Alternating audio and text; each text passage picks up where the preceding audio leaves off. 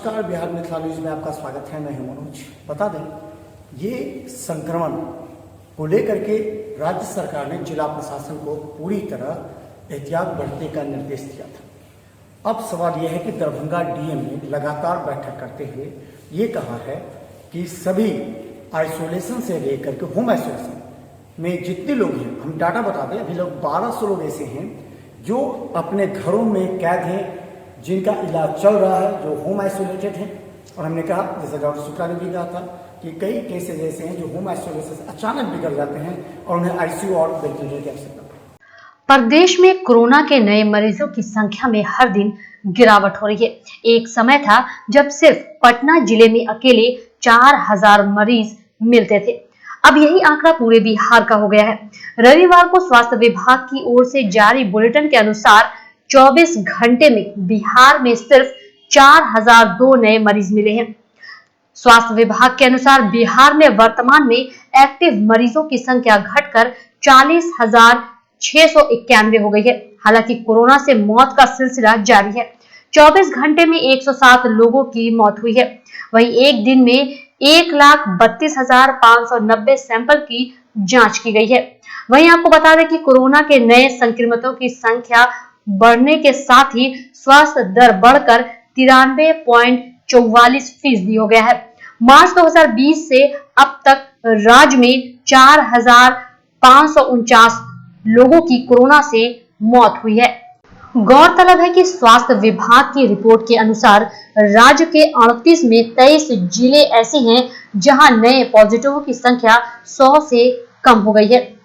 अरवल में 28, औरंगाबाद में 72, बांका में 30, भोजपुर में 36, बक्सर में 53, दरभंगा में 96, ईस्ट चंपारण में 97, जमुई में 32, जहानाबाद में 9, कैमूर में 23, खगड़िया में 49, किशनगंज में 68, लखीसराय में 64, मधुबनी में 88, मुंगेर में 38, नालंदा में 86, नवादा में 38, रोहतास में 26, सारण में 72, शेखपुरा में 18, शिवहर में 39, सीतामढ़ी में 53 और सिवान में 70 संक्रमित मिले हैं।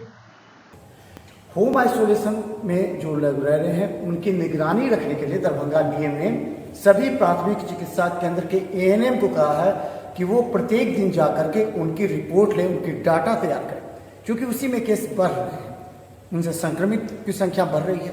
और हमने जैसा पहले भी खबर में बताया था कि जो दरभंगा डीएमसीएच के मरीज सही होकर जा रहे हैं, उनके साथ जो परिजन रहते हैं, वो क्या होता है कि 1-1, 2-2 घंटे का शिफ्ट है, जिसमें मरीज के परिजन मरीज के साथ मिल सकते हैं। जरा वीडियो देखिएगा, परिजन मरीज के साथ बेड पर है, एक दूसरे के साथ सटे हुए हैं, और यहाँ से मरीज ठीक होकर जाता है तो परिजन गांव में, घर में बढ़ जाते हैं, जिससे संक्रमित की संख्या बढ़ रही है।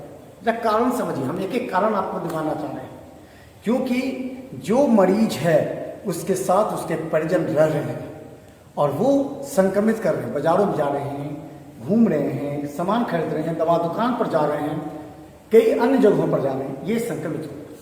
दूसरा सवाल ये है कि जब दरभंगा डीएम ने सभी को ये कहा है कि आप निगरानी रखिए होम आइसोलेशन में जो मरीज रह रहे हैं उन लोगों की, क्यों कहा है सर? इसलिए कि ये पता लगे कि उस घर में जितने लोग पॉजिटिव हैं वो कहीं बाहर तो नहीं निकल रहे हैं, उनको आवश्यकता क्या है। अगर उनको खाने की आवश्यकता है तो उनको सामान पहुंचा दिया जाए, या फिर अगर उनका केस, अगर वो ज़्यादा उनकी तबीयत खराब हो रहा है तो उन्हें प्राथमिक चिकित्सा केंद्र पहुंचाया जाए, जो हर प्रखंड में चल रहा है। ये बहुत तकनीक बात है जिसको जनता इग्नोर करती है, जिसको अधिकारी भी, कई अधिकारी इग्नोर करते हैं। दरभंगा डीएम ने स्पष्ट कहा है, बहेरी प्रखंड के जो चिकित्सा केंद्र उसका निरीक्षण के दौरान उन्होंने स्पष्ट कहा कि सभी एएनएम जा करके होम आइसोलेशन में जो आदमी पॉजिटिव हैं उनकी आप जा करके जांच कीजिए, उनकी रिपोर्ट कीजिए और उनकी रिपोर्ट पोर्टल पर डालिए, ताकि उनका इलाज संभव हो सके। लेकिन ऐसा हो नहीं रहा है और केसेज जो हैं वो अलग अलग जगह हो रहे हैं। जैसे बता दें कि हम एक उदाहरण बता रहे हैं कि आईबी स्मृति में, जहां जैसे कि डॉक्टर शुक्ला के अनुसार 286 लोगों का आज तक इलाज हुआ, जिसमें 26 लोगों की मौत हुई है, बाकी स्वस्थ होकर घर वापस जा चुके हैं। इसके अलावा अभी कई ऐसे हैं जिनका इलाज चल रहा है।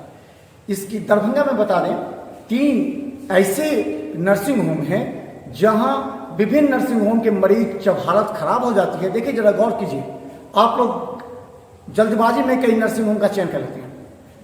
जैसे 3 नर्सिंग होम है, IB स्मृति, पारस हॉस्पिटल, RB मेमोरियल और एक JMM हॉस्पिटल, ये 4 जगह वेंटिलेटर और ICU की सुविधा है। इसके अलावा जो 16 चिन्हित किए गए थे दरभंगा DM के द्वारा, DMCH से 16, जिसमें 4 हटा दीजिए तो 12 ऐसे हैं जहां वेंटिलेटर है ही नहीं, ICU सही तरीके से है नहीं। इन 12 जगह जब केस खराब हो जाता है तब पहुंचते हैं कैसे, इस 4 जगह, जिसमें IB स्मृति हो, पारस हो, RB मेमोरियल, ऐसे केसेस को बचाना मुश्किल होता है। ये बात आपको समझनी चाहिए कि वहां सबसे पहले भर्ती लीजिए जहां पर आपको पूरी सुविधा हो, और वहां अगर आपको वेंटिलेटर की आवश्यकता पड़ जाए तो वेंटिलेटर भी मिल जाएगी। तो यहां हम इस सब महत्वपूर्ण बातों को आपको ध्यान इंगित कराना चाहते हैं। अब सवाल यह है कि लोगों की जान बचाना सबका नैतिक दायित्व है। जिला प्रशासन जहां काम कर रही है, और अब बता दें डेडिकेटेड हॉस्पिटल बना दिया गया था, और डेडिकेटेड हॉस्पिटल में कई लोग ऐसे थे जिनका इलाज चल रहा था।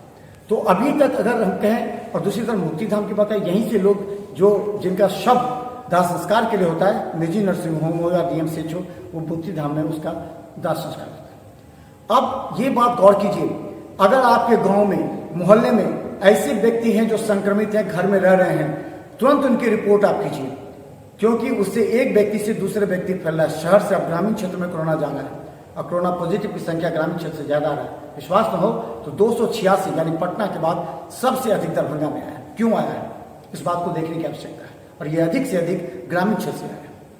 और ताज़ा रिपोर्ट बता दें, दरभंगा DMCH में कल 6 लोगों की मौत हुई है, जबकि कई निजी नर्सिंग होम को जोड़ लें तो 12-15, यानी इस बीच में मरीजों की संख्या में कमी का आशा जताया जाए। घर के अंदर रहे, सचेत रहें। ग्रामीण क्षेत्र के तमाम लोगों से हम रिक्वेस्ट करना चाहते हैं कि अगर आपके अगल बगल कोई पॉजिटिव है, घर के अंदर बंद है, तो उसकी सूचना जिला प्रशासन को बस दीजिए, ताकि उसका इलाज संभव हो सके।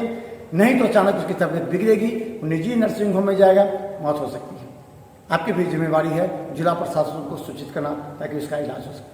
तो देखते रहिए बिहार हिंदुस्तान न्यूज़ पर, क्योंकि हम रखेंगे आपको अपडेट। धन्यवाद।